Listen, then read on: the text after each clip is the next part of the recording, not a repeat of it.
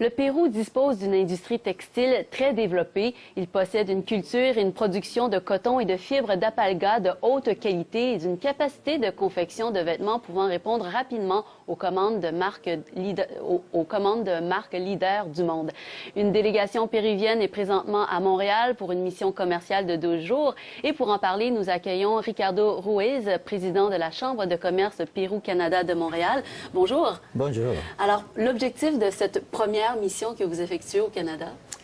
L'objectif, c'est de prendre contact avec les entreprises canadiennes qui sont intéressées à acheter un produit de qualité, bien dit, dans le côté coton et l'alpaga.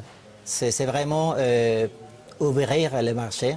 On a déjà, à partir de 89, l'accord de libre-échange. Et ça nous a permis vraiment d'avoir un arancel zéro et obtenir un bon produit en bas qualité, à bas prix, pardonnez-moi.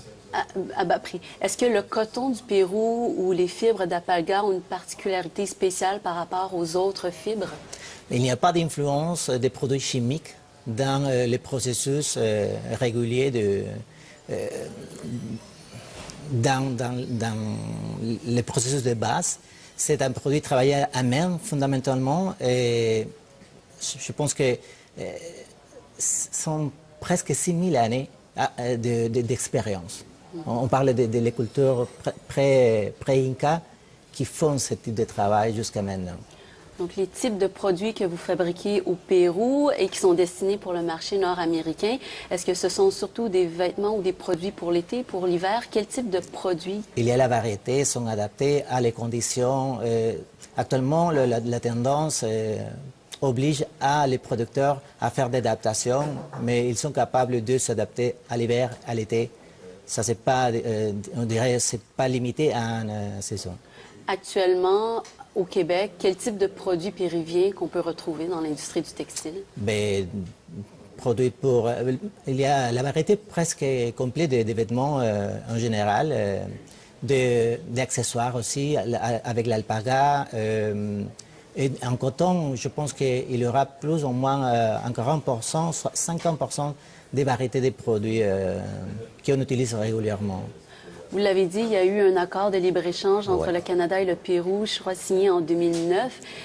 Depuis cette date, est-ce que le chiffre d'affaires dans votre industrie a pu augmenter grâce aux échanges commerciaux? Et au Canada, on pourrait parler d'une augmentation dans les 3 dernières années de plus ou moins 30% par rapport à avant l'accord de libre-échange. Et on pense que pour les prochaines années, on pourrait arriver à augmenter presque 12% plus. D'accord. Et donc, ça se chiffre en millions?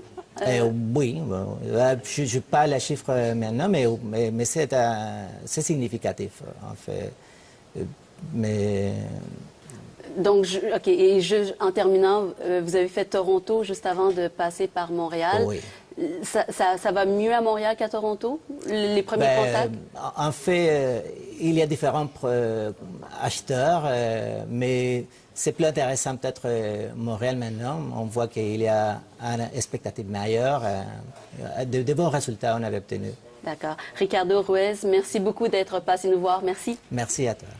Voilà, c'est tout pour notre émission. Merci beaucoup d'avoir été là et je vous retrouve un peu plus tard pour d'autres nouvelles économiques et financières. Cet automne.